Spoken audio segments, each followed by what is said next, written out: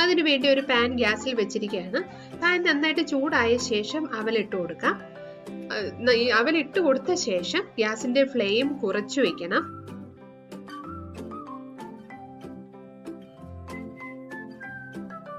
ഏകദേശം ഒരു 3-4 മിനിറ്റോളം ലോ ഫ്ലെയിമിൽ ഇതൊന്ന് ചൂടാക്കി എടുക്കണം.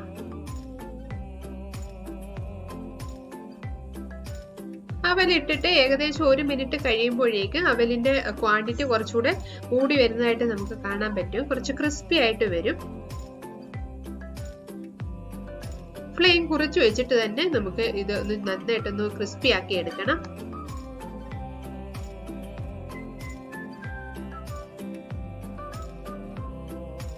ഏകദേശം ഒരു 4 മിനിറ്റ് ആയപ്പോഴേക്കും അവലൊന്ന് ക്രിസ്പി ആയിട്ട് വന്നിരിക്കുകയാണ്. നമ്മൾ ഒന്ന് ഒടിച്ചു നോക്കുമ്പോൾ നല്ലതായിട്ട് ഒടിഞ്ഞൊടിഞ്ഞു പോകും. അത് മാത്രമല്ല ഇതിന്റെ അളവ് കുറച്ച്